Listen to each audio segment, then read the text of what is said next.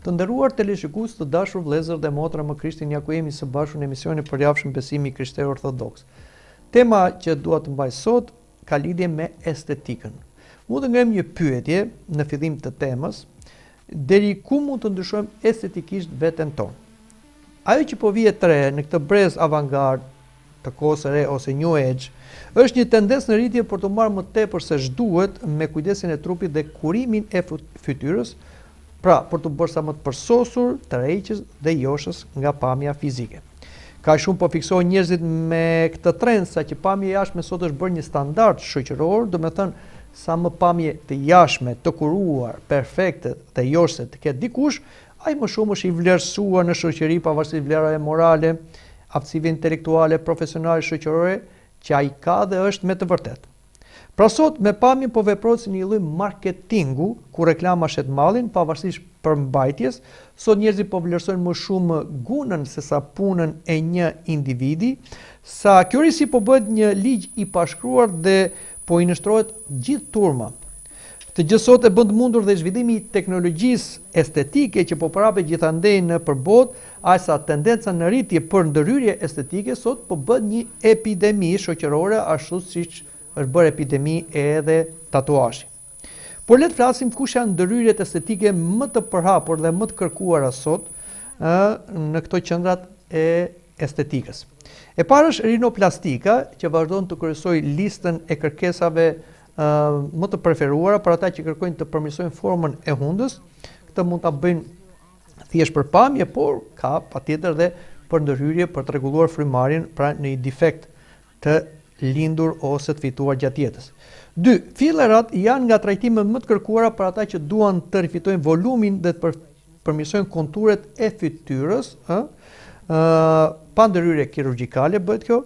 Brazilian butt ose lift, kjo procedurë përdor dhjamin e trupit të vetë pacientit për të shtuar volumin në zonat e vitheve dhe për të krijuar forma sa më natyrale. Liposkulptura, trupi i përsosur, është trendi më i ri për të arritur konturimin e trupit në mënyrë të personalizuar. Mikrodermoabrazioni, ndërhyrje për ata që kërkojnë një përmirësim të lehtë të shkëlqimit dhe pastërtisë të lëkurës. Kemi dhe estetikën e organeve gjinitale, pra për defektet kongenitale të organeve gjinitale. Pra këto me pak fjalë janë ato ndërhyrje estetike që janë më të kërkuara sot në këto qendra estetike që, siç tham, i gjejmë pothuajse në të gjithë botën. Duhet dim se që nga lashtësia njerëzit janë marrë me ndërhyrjen estetike të fytyrës dhe trupit, patjetër ai sa mund t'i lejonte edhe mundësia e mjeteve të asaj kohe për të rregulluar defektet e lindura ose gjymtime aksidentale gjatë jetës. Kjo bëj si me ndërhyrje kirurgjikale, me proteza, makijazhe, pomade e tjerë. Por kuptohet që këto ndërhyrje ishin të limituara për shkak se teknologjia në atë kohë, pra në lartësi, lindte për dëshiruar. Por sot, me zhvillimin e teknologjisë, që ka një zhvillim galopant, operacionet dhe ndërhyrjet plastike në masë të madhe kanë humbur rolin e vet primar, pra si të nevojshëm dhe të domosdoshëm për korrigjimin e defekteve dhe aksidenteve, sepse sot këto ndërhyrje estetike patjetër që nuk bëhen thjesht të janë të nevojshme ose të domosdoshme, por thjesht për estetik, thjesht për dukje, për të rrequr vëmendjen e turmës, lakmiqare dhe xhelose. Deri në atë mas sa njerëzit po mbushen me silikon dhe po ndryshojnë dhe identitetin e tyre natyral, pamjen e tyre sa po bëjnë njerëz plastik ose njerëz Barbie, tip kukullash.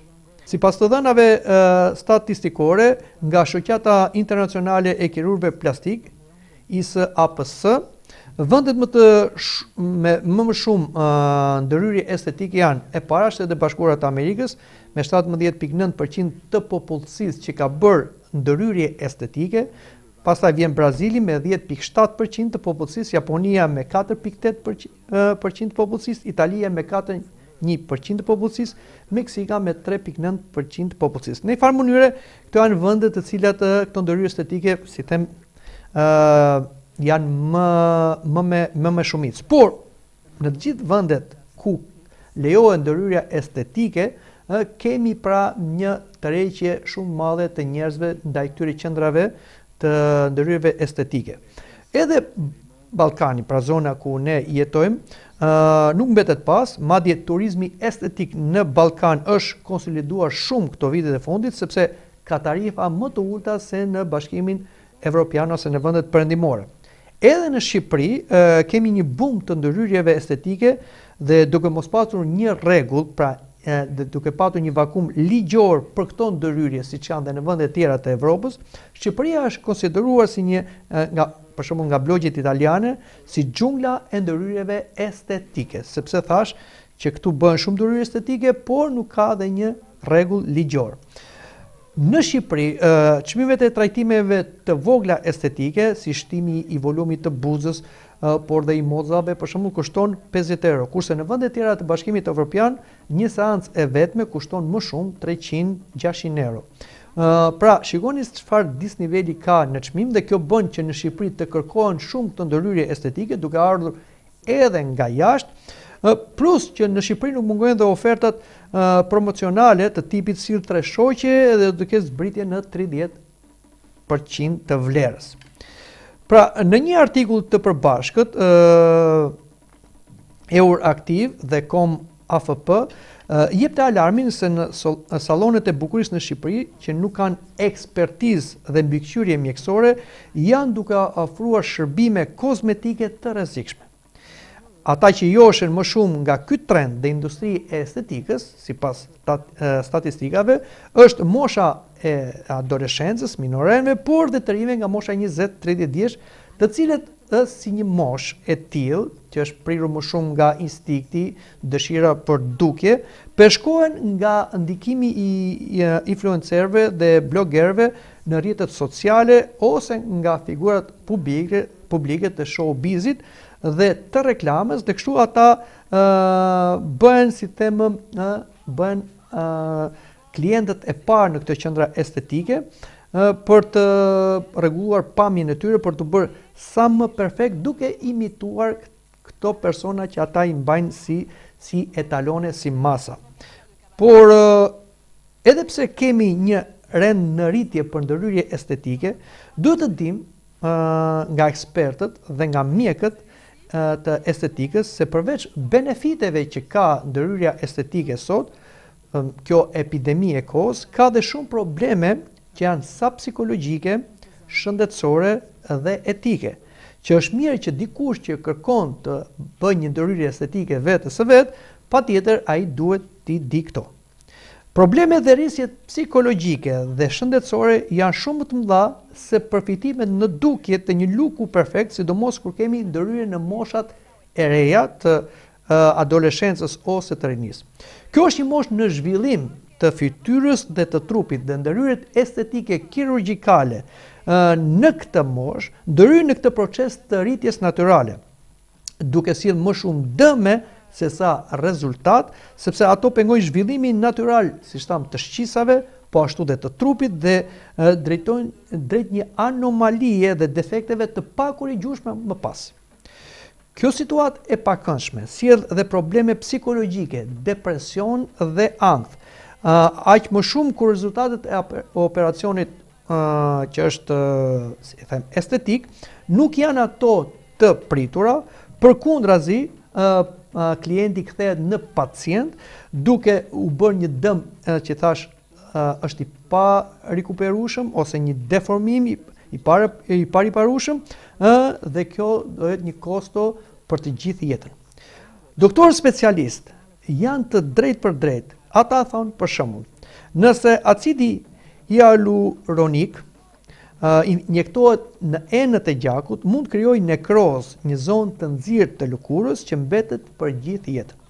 Ose pasojat më së shumti shkaktohen nga përdorimi i tepruar i fillerit, substancë që mbush lëkurën, një pjesë e cile janë të ndaluar në vendet e Bashkimit Evropian. Ose mosteriliteti i injeksionit me silikon jep reaksione alergjike në organizëm, granuloma dhe nekroza të indit, pra shkatrimin të indit ku injektohet dhe pasojat e një materiali të kontaminuar mund të çojë deri në marrjen e jetës. Duhet dim, dhe është mirë që të googlojmë dhe të marrim informacion, sidomos dhe ata që duan të bëjnë një ndërhyrje estetike, se përveç rasteve ku gjërat nuk dalin ashtu siç i ëndërrojmë dhe i parashikojmë, pra nga ndërhyrja estetike që do bëjmë një perfekcion, ka raste që klienti është bërë një pacient sepse është deformuar në fytyrë dhe në trup. Por, përveç deformimeve që janë të pariparueshme, dhe këtë e thonë mjekët, kemi edhe probleme shëndetësore, psikologjike, madje siç e tham, dhe duhet të shikoni këto informacione, kemi edhe vdekje nga ndërhyrjet kirurgjikale, sepse si thash krijojnë problematika në organizmin. Prandaj duhet jenë mjek shumë specialist, por dhe duhet kemi një informacion dhe të dim rrezikët që ka kjo ndërhyrje estetike. Nuk është thjesht që thjesht po bën një vizatim në një letër dhe nëse doli ky vizatimi gabim, ti këtë letrën e hedh dhe fillon një vizatim tjetër. Por ke një ndërhyrje estetike kirurgjikale, duke futur element huaj në trupin tënd, që varet se si këto marrin. Ndonjëherë marrin për keq, që janë të pakorrigjueshme, madje dhe fatale. Prandaj, siç e thash dhe përsëris, para se shkohet në këto qendra estetike dhe të paguhen para që nuk janë pak, dhe ky është një biznes shumë fitiprurës për qendrat estetike, duhet menduar mirë dhe pasojat psikologjike dhe shëndetësore. Por ne nuk do më shojmë shumë kësaj, sepse nuk jemi dhe specialist, por ne do të trajtojmë tani temën nga ana fetare, pra nga ana etike. Pra do flasim më shumë për pasojat etike, sidomos për ata njerëz të cilët besojnë në ekzistencën e një Zoti krijues dhe gjykatës. A duhet këta të bëjnë ndërhyrje estetike në fytyrën e tyre, në trupin e tyre, dhe deri ku? Duhet dim se njeriu është krijesa më e veçantë që dallon nga çdo lloj gjallëse, jo vetëm nga inteligjenca e spicatur, por dhe nga statura e trupit dhe bukuria e fytyrës që jep autoritet, individualitet të përsëritshëm në gjithë gjallësat dhe në gjithë krijimin fizik. Kjo performancë fizike e njeriu nuk është thjesht një rastësi, sipas teorisë utopike të evolucionit nga majmuni te njeriu, por sipas fesë, njeriu është krijesë e Perëndis, e krijuar drejt për drejt nga Perëndia.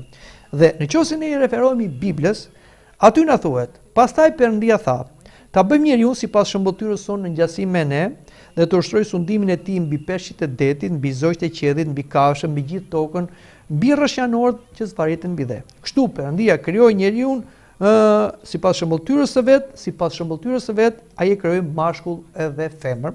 E kemi tek libri i parë i Biblës, tek Zanafilla, kapitulli i parë, vargjet 26 deri në vargun 27. Pra, këtu te kjo dëshmi biblike na tregohet se njeriu si një qenie psikosomatike, shpirt-trup, nuk është e rastësishme, por është një kryevepër e Perëndis, një shëmbëltyrë e krijuar e Perëndis trinitare, që është e pakrijuar. Pra, ai është i tillë, pra njeriu, jo vetëm në botën e tij shpirtërore, pra që është ikonë e Perëndis, sepse ka mendje, fjalë dhe shpirt, ose intelektin, lirinë dhe pavdekësinë e shpirtit, por edhe në staturën e tij të jashtme, si në fytyrën dhe në trupin e tij, njeriu prapë është një ikonë e Perëndis, sepse ai paraqet botën shpirtërore në një botë fizike dhe këtë e bën me trupin e tij. Sipas letrave të shenjtë, edhe trupi i njeriu, i cili me shpirtin e krijuar sipas ikonës Perëndis formoi një njeri të plot, nuk mund të përjashtohet krejtësisht nga shëmbëltyra e Zotit, sepse edhe në trup pasqyrohet deri në një farë pike karakteri i shpirtit i krijuar sipas ikonës, dhe këtë na i thot Shën Grigori i Nisës. Dhe më konkretisht ai e përmbledh, është e gjithë natyra njerëzore që përbën ikonën e Perëndis tek njeriu, ikonë që nuk gjendet në asnjë pjesë të tij të veçantë, por në tërësinë e tij shpirt edhe trup. Prandaj, edhe shpirti është ikone e Perëndisë, sepse ka atributet e Perëndisë siç tham, por edhe trupi, që është banesa e shpirtit, që është pamja e jashtme e njeriut, edhe ai i shërben pra pasqyrimit të ikonës së Perëndisë. Aq më shumë, trupi njerëzor u krijua i tillë, pra u konstruktua i tillë nga Perëndia, sepse ai do të mbante vetë Perëndin. Pra birin e fjalës së Perëndisë të mishëruar në bir njeriu ashtu siç e profetizoi dhe profeti Daniel. Unë po shikoja ashtu në vegimjet e natës, kur në rreth e qiellit po vende dikush si biri i njeriut. Ai arriti deri tek i telashti i motit dhe që paraqitur para tij. Ai i dha pushtetin deri në mbretërinë të gjithë popujt, fiset e gjuhët u shtruan në shërbimin e tij. Pushtetin e tij, pushtet i amshuar që kur do të merret mbretëria e tij, kur nuk do të prishet. Pra, profeti Daniel pa ardhin e birit të Perëndisë në bir njeriu, i cili i dha pushtet nga i telashti, pra nga Perëndia. Dhe pra erdhi në formë njerëzore. Por apostulli ungjillori Joan na tregon këtë mister të realizuar. Dhe fjala u bë mish dhe banoi ndër ne, dhe sot ditëm lavdinë e tij si lavdia e vetëm lindur prej Atit, plot hir dhe të vërtet. Pra, biri i Perëndis u bë bir njeriu, mori staturë njerëzore. Dhe apostulli Pavli sqaron misterin e Perëndis njeri Isu Krishtit. Tek ai banon trupërisht gjithë plotësia e hyjnisë. Pra, njeriu u krijua sipas modelit të Perëndis triadik, Atit, Birit dhe Shpirtit Shenjtë. Do me thënë, një nga esenca është natyra njerëzore, por në shumë persona ose hipostaza, prandaj njerëzit janë krijuar nga krijuesi të dallueshëm, jo vetëm në intelektin, ndjenjat, virtutet dhe dhuratat shpirtërore që krijojnë personalitetin e tyre të papërsëritshëm përpara Perëndisë dhe njëri tjetrit, por ata ndryshojnë edhe në pamjen e fytyrës dhe në staturën trupore si mashkull dhe femër dhe nga njëri tjetri. Ata kanë dallime individuale, fizike dhe gjinore të veçanta dhe të papërsëritshme që i dallojnë nga njëri tjetri, prandaj çdo tipar i ynë nuk është i rastësishëm apo thjesht rrjedhoj gjenetike, por një krijim i veçantë i Zotit për secilin prej një kryevepër e personalizuar e mjeshtit të madh.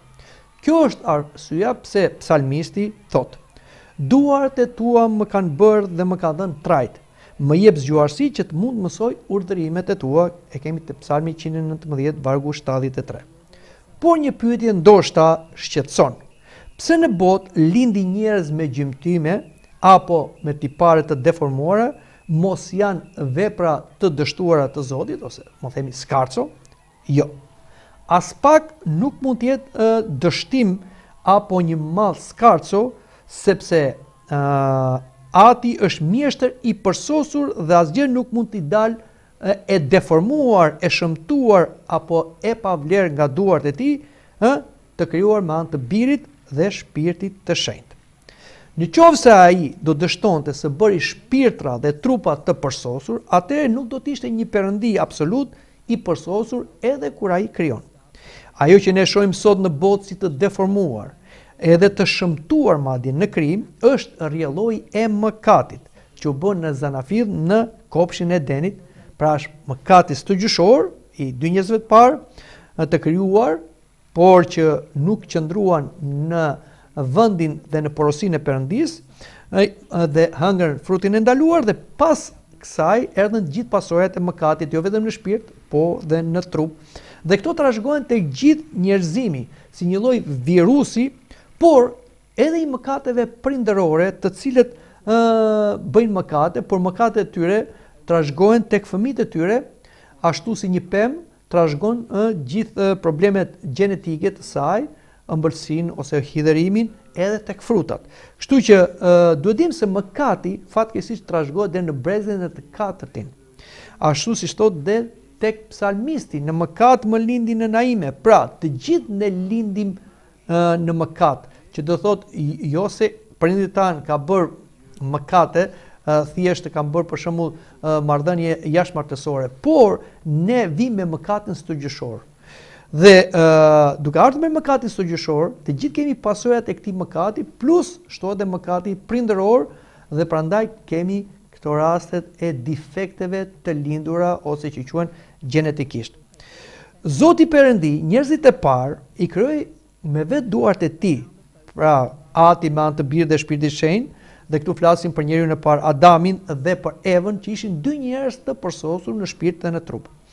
Por i krijoi si kurora e krijimit material, si një miniaturë e përsosur e Zotit. Por ne dimë se fëmijët e Adamit dhe të Evës erdhën mbas mëkatit dhe këta fëmijë nuk u bën drejt për drejt nga Perëndia, po bën nga Perëndia në bashkëpunim me njerëzit. Ashtu siç na thuhet për shembull kur lindi fëmia i parë i Adamit dhe Evës dhe ja vënë emrin Kain dhe Eva tha nëpërmjet Perëndis më dhurua një burr, më dhurua pra një djalë. Kështu që Perëndia tashmë nuk e krijon njeriu drejt për drejt, por e krijon njeriu nëpërmjet asaj çfarë afrojnë prindrit, ashtu si dikush jep formë një lloj brumi.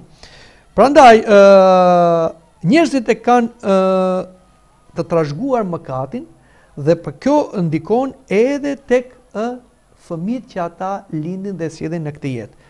Kështu që kur fillon deformimi shpirtëror dhe trupor i njeriu, sepse si thash pasojat e mëkatit transmetohen shpirtërisht në pasione dhe gjenetikisht në deformime trupore, atëherë kemi problemet që tham. Prandaj, sa më i madh jetë mëkati prindëror, aq më pak lejohet Perëndia të ndërhyjë në krijimin e një njeriu të ri, dhe për shkak të mëkatit fëmijët pra lindin si ikona të deformuara të Perëndis, por këtu nuk ka përgjegjësi Perëndia. Njerëzit e kanë dëshirë për sosmërinë, sepse ata janë krijuar të tillë që të pasqyrojnë si ikona për sosmërinë e Zotit. Sa mund të bëhen të ngjashëm me Zotin në aspektin shpirtëror dhe moral, por kjo edhe në aspektin fizik, në botën fizike, sepse njeriu është një qenie e pandashme, shpirt trup. Njerëzimi i cili vdiq shpirtërisht nga pasoja e mëkatit fillestar, se u rebelua, ai humbi orientimin moral dhe për virtut, dhe për të qenë ikon dhe ngjashëm me Zotin, ai nuk u përqendrua më te bota shpirtërore, kështu që ai u nxit më shumë të shikonte ikonën e Zotit në botën e jashtme, në botën materiale dhe në fizikun e tij. Këtu pra kemi një devijim. Aq shumë sa njeriu u dha mbas trupit dhe pamjes së tij të jashtme, sa e ktheu trupin në një idhull ku masa e vlerës dhe statusit shoqëror, siç ishin tek paganët, ishte trupi i përsosur dhe fytyra e bukur. Dhe pavarësisht moralit, virtutit, të cilat burojnë nga shpirti, zemra dhe mendja. Kështu grekët e lashtë, për ta hynizuar trupin, krijuan perëndit e Olimpit me një pamje humane të përsosur, por edhe me pashu si them fytyrë dhe trup përsosur, por i bashkaqiten atyre edhe pasionet që i shkonin për shtat paganëve, pra pasionet trupore, pasionet e natyrës së rënë njerëzore që ishte bërë vetëm mish. Ata formuluan filozofit dhe mitet klasike si kur njerëzit janë krijuar nga perëndit dhe duhet i ngjajnë sa më shumë natyre edhe në staturën e tyre, por dhe në dëshirat e pasionet e tyre. Prandaj, morali në Greqinë e lash shkonte paralelisht me bukurinë dhe kujdesin për trupin, fytyrën, flokët dhe mushtrimin lirshëm të kënaqësive trupore si një përngjasim i perëndive të Olimpit.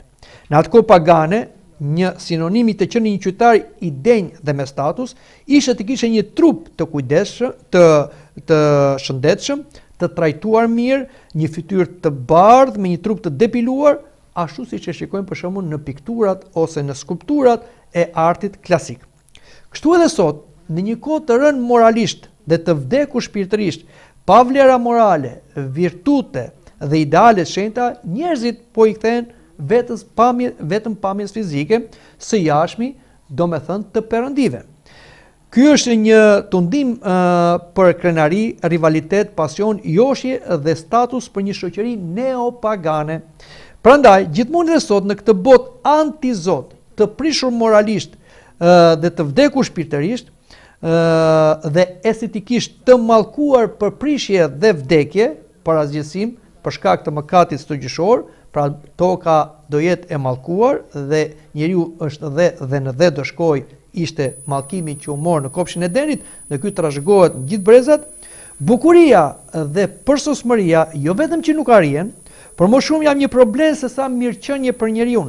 Si për ata që ka lindur të bukur, që i ka rrëzuar kjo gjë në krenari dhe tundim për të tjerët, si për ata që dëshirojnë të jenë të bukur dhe kjo i nxit ata në lakmi, si për ata që ju mungon dhe kjo i nxit në zili dhe armiqësi.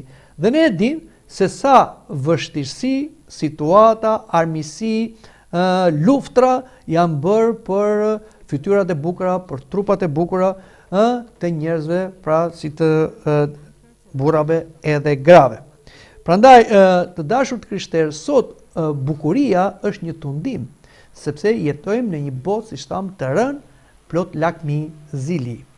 Kështu në këtë botë mëkatare të prishur, të dalë jashtë planit hyjnor fillestar të parajsës toksore, ku mbizotron me tepri egoizmi, lakmia, zilia, armiqësia, dhe që shkon pashmangërisht drejt dekadentës përfundimtare, tham, ekonomia hyjnore nuk i jep shumë rëndësi bukurisë së jashtme të trupit, që do të vdesi patjetër dhe do shkojë dhe prishet në barë, po jep rëndësi botës së brendshme të njeriut, të ringjalljes shpirtërore nëpërmjet besimit në Krishtin e ringjallur, me misteret e kishës apostolike, duke zbukuruar shpirtin njerëzor me dritën e virtutet e shpirtit shenjtë, si dashuria, gëzimi, paqja, durimi, dashja, mirësia, besimi, zemërbutësia dhe kontrolli.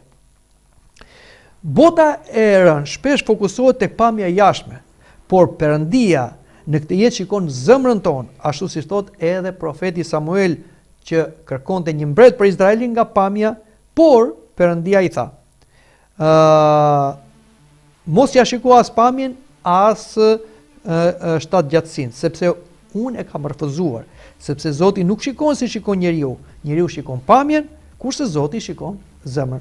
Aq më shumë te kursia e Solomonit na thuhet një grua e bukur, por e pamend, është si një unaz ari në feçkën e një derri. Pra, shikoni se Perëndia jep rëndësi botës së shpirtit njerëzor, bukurisë shpirtërore, se sa asaj trupore, e cila sado e bukur që të jetë, i ngjan një lule që do vyshket e do prishet. Perëndia si mjeshtër i madh, patjetër që nuk ka hequr dorë edhe nga trupi njerëzor, që është pjesë e ikonës së Perëndisë. Por e përsërisim, në këtë jetë të përkohshme ku vdekja do të azgjësojë të gjitha bukuritë e trupit, e rëndësishme është ringjallja dhe zbukurimi i shpirtit, që duhet t'i parapri ringjalljes së trupave të vdekurve. Ngjarje eskatologjike që do ndodhë në ardhmën e dytë të Krishtit, i cili do të vi përsëri me lavdi të gjykojë të gjallë dhe të vdekur. Dhe në ardhmën e dytë të Krishtit, ata shpirtra që do gjenden të bashkuar dhe të shpërtuar shpirtërisht në Zotin Isus Krisht, pra me anë të misterëve të kishës, pagëzimi, pendim rrëfimi, kungimi, dhe do jenë të bërë bita adaptuar të Perëndisë, dhe vëllezër dhe motra në Krishtin në frym, Perëndia do t'i ngjallë trupërisht dhe do të restauroj përfundimisht në ata kryeveprën e tij njerëzore, si shpirt edhe trup, të lavdëruar, të hyjnizuar si pasiri të Shpirtit Shenjtë, ashtu siç e shohim edhe te Krishti i ringjallur, dhe që psalmisti Shën David e kishte profetizuar 1000 vjet përpara se Krishti të vdiste dhe të ringjallej. Ti je i bukur, më i pashmi ndër bijtë e njerëzve. U zbraz hir në buzët tua, prandaj Perëndia të bekoj për amëshim. Dërsa për besnikët e ngjallur të Perëndisë në Krishtin, vetë Zoti Jezu Krisht profetizon: atëherë të drejtë do shkëlqejnë si dielli në mbretërinë e Atit të tyre. Dhe këtu nuk e ka fjalën vetëm për shpirtin, por dhe për trupat e përsosur dhe të ndritshëm që ata do marrin në ngjalljen e të vdekurve. Kush ka vesh për dëgjuar, le të dëgjojë. Kurse Apostulli Johani na shkruan ato që ne presim me shpresën e të krishterë, si të krishterë ortodoks, në kur të ngjallemi në Krishtin. Shikoni që dashuri të madhe na ka dhënë Ati, që të quhemi bijtë e Perëndisë, prandaj bota nuk na njeh sepse nuk e njoh atë. Shumë të dashur, tani jemi bijtë të Perëndisë, por nuk është shfaqur çfarë do të jemi, por dim se kur të shfaqet ai, do të jemi të ngjashëm me atë, sepse do shohim siç është ai. Pra, apostulli Johani na thotë që tani jemi bijtë Perëndis në shpirt, sepse kemi marrë hirën e Shpirtit Shenjtë nëpërmjet pagëzimit, nëpërmjet miroses, nëpërmjet kungimit, por presim edhe ngjalljen e trupit dhe trupi ynë do të jetë po ashtu i pastër, i shenjtëruar, i ndriçuar, i lavdëruar dhe i hyjnizuar si shpirti ynë, dhe kjo do na bëjë të ngjashëm me Krishtin, siç është Krishti, shpirt dhe trup i lavdëruar dhe hyjnizuar, kështu edhe njerëzit në Krishtin do të jenë me shpirt dhe trup të lavdëruar, të përsosur. Prandaj, kjo është bukuria e përsosur që ne presim. Por edhe Kisha Katolike, Apostolike, Ortodokse ka një qëndrim kritik, etik, deri ku duhet shkojmë në ndërhyrjet estetike në këtë trup të përkohshëm. Sipas Apostull Pavlit, trupi i njeriu është tempulli i Zotit, është një kishë gjallë, si një tempull i Shpirtit Shenjtë, si një dhuratë e shenjtë e Zotit që duhet ruajtur dhe respektuar, jo ndryshuar, zgaravitur apo rimodeluar sipas modës dhe egoizmit ton. Prandaj Kisha lejon, bekon, lutet për suksesin edhe për ndërhyrjet estetike, për të korrigjuar defektet të lindura nga aksidente përgjatë jetës, sepse kjo nuk bëhet me egoizëm, por nga kujdesi dhe mirëqenia e trupit, që ai të funksionojë, që të jetë sa më efikas në shërbim të shpirtit dhe të mos kompleksoj psikologjikisht personin njerëzor kur ai ka defekte dhe nuk i përballon dot këto defekte. Këtë shohim edhe tek vepra shëruese e Zotit tonë Jezu Krisht, që me fuqinë hyjnore ndërhyri sipas dëmshurisë së tij dhe besimit njerëzor të rregulloi gjymtyme të shqisave, deformime dhe të gjymtyrëve të lindura ose të fituara. Për shembull, Krishti i krijoi sy atij që kishte lindur i verbër. E kemi te Ungjilli sipas Johanit, kapitulli 9, vargu 6 dhe vargu 8. Ose Krishti shkoi në sinagogë dhe atje ku pa një grua të krusur për 18 vjetësh që kishte krusur Satanaj, ai e preku me dorë dhe ajo u drejtua.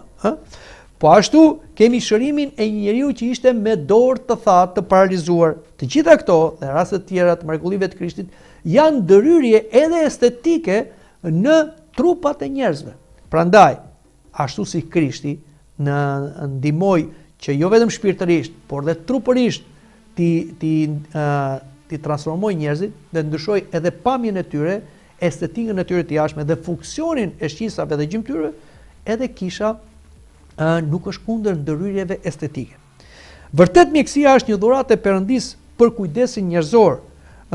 Këtu bën pjesë dhe mjekësia estetike, që kërkon ashtu siç e krijua në fillim, pra kur u krijua mjekësia estetike, të korrigjojë sa është e mundur defektet të lindura apo të dëmtuara gjatë jetës. Por Kisha është kundër tendencës së kohës, ku njeriu i sotëm, mbushur me pabesi, imoralitet, egoizëm, në këtë botë neopagane, është i tunduar gjithnjë më shumë për të bërë nga ana e jashtme, sa më i përsosur, më të tërheq më shumë vëmendje, përjoshje dhe mburje, duke bërë vete një idhull modern. Kjo është arsyeja që kanonet kishtare ndalonin të pagëzuarit që të mos merreshin shumë me pamjen e jashtme, por të ishin sa më natyral. Për shembull, kanoni i 6 për shembull, në sinodin e 6 ekumenik, kanoni 96 na thot këto: ata ose ato që janë pagëzuar dhe përsëri kujdesen për floku do i bërë gërshet duke i drellur, duhet një pendes atërore, sepse një gjë e tillë është e gabuar përderisa jo është të tjerë dhe sepse nuk duhet zbukurohemi së jashtmi, por të zbukurohemi me virtute së brendshmi. Kushdo që shkel këtë kanon duhet të aforizohet. Ky kanon mbështetet në fjalët e apostujve dhe të apostull Petros në letrën e tij të parë, apostull Petro shkruan: zbukuroni jo vetëm nga jashtë, duke gërshetuar flokët dhe duke vënë stoliari, por nga brenda me një frymë të butë dhe të qetë që është e çmuar përpara Perëndisë. Pra, ne nuk duhet i shikojmë me ekstremitet këto fjalë të apostullit ose kanonin e sinodit të 6 ekumenik për kujdesin dhe kurimin e vetes. Fjalët e apostujt dhe kanoni kishtar ka si qëllim të parandalojë tendencën për teprime të panevojshme, të mbarvajtjes dhe zbukurimit të vetes, tendencë dhe praktik pagane e theksuar në atë kohë, por dhe në këto kohë neopagane, për mburje dhe joshje publike, për të paraqitur përpara njerëzve, jo thjesht për të qenë sa më funksional, por për të qenë sa më joshës. Prandaj, edhe fjalët e apostujve dhe kanoni, por edhe mësimi i Kishës dhe ditën e sotme ka këtë frym.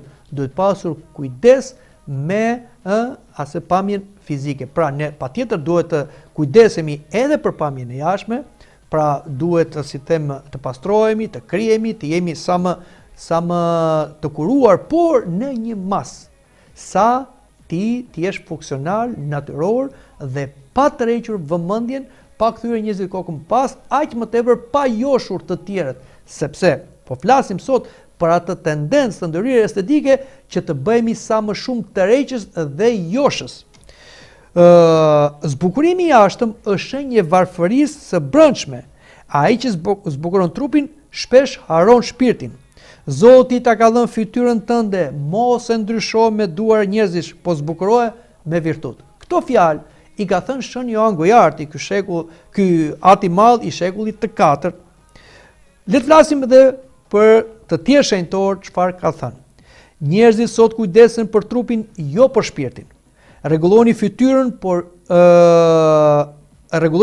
po jo zemrën. Dhe pastaj pyesim se nuk kanë paqe. Nëse njeriu dashuron Krishtin, bukuria e brendshme e dritës synore shndrit edhe në fytyrë. Këto na i thot Shën Pais Agjoriti, shenjtor i shekullit të kaluar, shekullit të 20.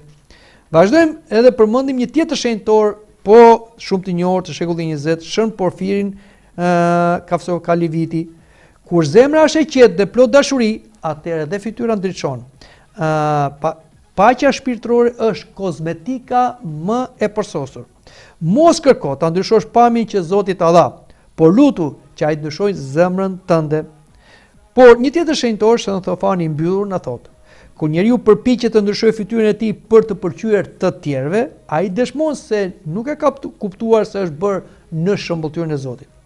Në këtë thënie të shenjtorit ndodhet thelbi i antropologjisë ortodokse. Pra, ajo që tham edhe më përpara, ne jemi të krijuar sipas ikonës së Perëndisë, shëmbulltyra e Zotit. Pra nuk jemi të rastësishëm, si gjendja ose si them bota jon shpirtërore, por dhe statura jon e jashtme. Tendenca për ndryshuar fytyrën pa një domosdoshmëri nuk është vetëm një gabim moral dhe etik, por është më shumë një fyrje ndaj providencës hyjnore që ka lejuar të krijohesh në atë mënyrë si ai do që të jesh një shëmbulltyrë e papërsërishme e Zotit. Shën Nektari i Egjenes, po ashtu një tjetër shenjtor shekullit të 19 thotë: mos e fryeni krijimin e Zotit me ndryshime të kota. Zoti nuk gabon në asgjë që krijon. Kur kërkojmë të ndryshojmë trupin, shpesh e bëjmë sepse nuk e kemi pranuar veten si bijë dhe bija të Zotit. Një tjetër shenjtor i shekullit të 19, një tjetër shenjtor shumë i dëgjuar, Oshënar Shën Siluan Athoniti, thotë: sa më shumë e do Zotin, aq më shumë dashuri ndjen edhe për trupin që ai ta ka dhënë, por jo për ta zbukuruar, por për ta ruajtur si tempull të tij. Kurse Shën Nikodimi i Malit të Shenjtë thotë: dëshiron të dukesh i bukur, jini të kënaqur me tiparet dhe bukuritë që ju ka dhënë Krijuesi dhe mos doni të ndërhyni në të, sepse në këtë mënyrë tregoni gjasme se jeni ju më të pososur dhe më të mençur se Zoti, dhe për këtë arsye dëshironi të korrigjoni krijimin e tij. Ashtu siç thotë Shën Joan Gojarti dhe i përmend Shën Nikodimi, doni të dukeni mirë dhe të bukur, të jeni të kënaqur me shëmbulltyrën që ju ka dhënë Krijuesi, por pse shtoni dhe ndërhyni për të korrigjuar krijimin e Zotit në këtë mënyrë? Prandaj, duke u mbështetur në këtë fjalë të shenjtorëve, Kisha Ortodokse nuk gjykon në mënyrë të verbër ekstremiste në lidhje me ndërhyrjen estetike si në fytyrë dhe në trup, por Kisha që është trupi i Krishtit dhe shtylla dhe buroja e të vërtetës dhe ka mendjen e Krishtit dhe vetë është spitali i madh për shpirtet e trupat njerëzor që i shëron duke përdorur medikamentet hyjnore që janë misteret e shenjta, përshëndet edhe ndihmën mjekësore për shëndetin e njeriut, por edhe për estetikën. Është pron ndryrje mjekësore estetike për korrigjime të nevojshme dhe të domosdoshme, si deformime të lindura apo aksidentale që ndikojnë në cilësinë e jetës dhe në psikologjinë e njeriut. Dhe është kundër ndryrjes estetike të panevojshme për zbukurim nga kotësia, krenaria, joshja ose mungesa e pranimit të vetës ashtu siç ka krijuar Perëndia. Në rastet e para, ndryrja mund të jetë një akt shërimi dhe mirënjohje ndaj Zotit dhe mjekësisë si një instrument bamirësie hyjnore për njeriu, ashtu si thotë dhe urtësia e Sirakut. Nderoje mjekun si takon se edhe atë e krijoi i të larti, pra Perëndia. Por në rastet e dyta, pra kur ndryrjet estetike si në fytyrë dhe në trup bëhen nga ego, krenaria, joshja, mburrja dhe çdo gjë tjetër ose perversioni, kisha këto jo vetëm nuk i përshëndet, por i quajnë dhe skandal, të ndime për joshje seksuale që meritojnë gjykim hyjnor. Si thotë Zoti, në botë do vinë skandale, por mirë ai që i sjell skandale, ose siç thotë edhe një shenjtor Isidor Pelusioti. Di edhe këtë, një grua krenare kur zbukurohet për të joshur ata që e shohin, edhe sikur ajo ende të mos ketë joshur dikë, do t'i konsiderohet sikur ta kishte joshur atë. Pra pamja, mjafton një pamje e cila është një pamje provokative, si në statur ose në veshje, patjetër që krijon një skandal. Dhe ne do përgjigjemi për këto skandale. Jo se ndoshta neve nuk duam krijojmë skandal, pra unë vishem për vete, unë kurohem për vete, e bëj respekt për veten, e tjera si sot njerëzit justifikojnë. Jo, nuk është ajo. Nuk është ajo, se nëse njerëzit do ta bëjnë këtë, edhe në shtëpitë e tyre, do të rrinin në mënyrën se si dalin jashtë. Por shikojmë që ku në shtëpi janë vetëm për veten e tyre, nuk janë kaq të kuruar ose kaq të pispillosur ose të veshur në mënyrë kaq provokative, duke treguar format e trupit tyre. Pse bëjnë të kur dalin jashtë? Patjetër që e bëjnë një femër flasim, por sot kemi edhe djemt, të cilët edhe ata pispillosen, po bëjnë edhe ata si gratë, se ka ardhur koha, siç e thotë Shën Kozmaj, që do vi koha që gratë do bëhen si burra dhe burrat do bëhen si gratë dhe nuk do ketë dallim, bëhet për të joshur tjerë, për të rrequr vëmendje. Kështu që patjetër këtu kemi një skandal. Ose për shembull, e shikojmë gruan që rrin në shtëpi. Nuk është kaq e kuruar një grua që rrin në shtëpi, nuk është kaq e veshur në mënyrë provokative kur ka burrin e vet.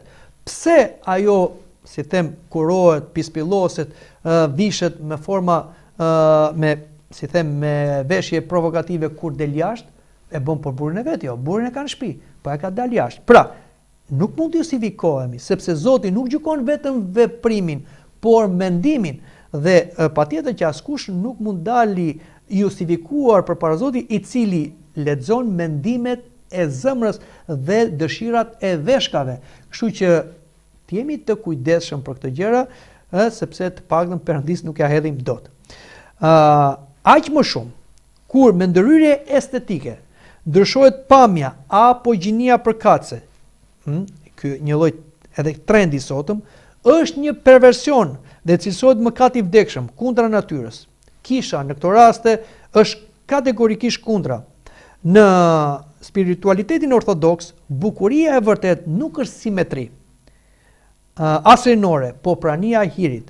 Shenjtorët që kanë vuajtur nga gjymtymet të lindura ose të marrë gjatë jetës, apo pleqëria, por kanë jetuar në përgjithësi dashuri, pa ankesë apo përpjekje për korrigjim, shpesh kanë pas fytyra të ndritshme, të bukura, simpatike, një ndriçim dhe bukuri që nuk vjen thjesht nga zbukurimet estetike, por nga hiri i Zotit, sepse kush ka Krishtin në zemër, ai është i bukur dhe në pleqëri, është një thënie oshënare. Së fundi, tendenca e sotme për të krijuar me teknologji çdo gjë të përsosur dhe simetrike, bie ndesh dhe me ligjet estetike të bukurisë natyrale. Simetria shpesh quhet burimi i bukurisë, por simetria absolute nuk është bukuri tërheqëse, por shpesh e mërzitshme dhe e velur. Asimetria harmonike e bën bukurinë më të veçantë më të pëlqyeshme dhe të rejse.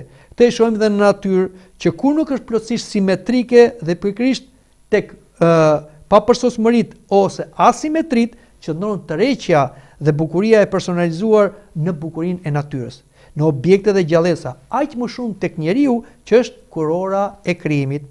Prandaj nëse kemi nevojë të vërtetë dhe të domosdoshme për ndërhyrje estetike në fytyrë dhe në trup, patjetër që duhet t'i bëjmë këto dhe të shkojmë dhe të komunikojmë me specialist dhe të interesohemi për benefitet, por edhe për pasojat dhe të marrim vendimin e duhur. Por nëse nuk kemi nevojë për këto ndërhyrje estetike për fytyrën dhe për trupin ton, le të qëndrojmë ashtu siç jemi dhe ashtu siç na ka krijuar mjeshtri i madh, Zoti, i cili nëpërmjet profetit Isaia na thot: "Ja, unë të kam gdhëndur mbi pëllëmbën e duarve të mia." Të dashur teleshikues, të dashur vëllezër dhe motra më Krishtin, mendoj që këtu ta mbyllim edhe bisedën për sot. Mirë takofshin në emisionin tjetër.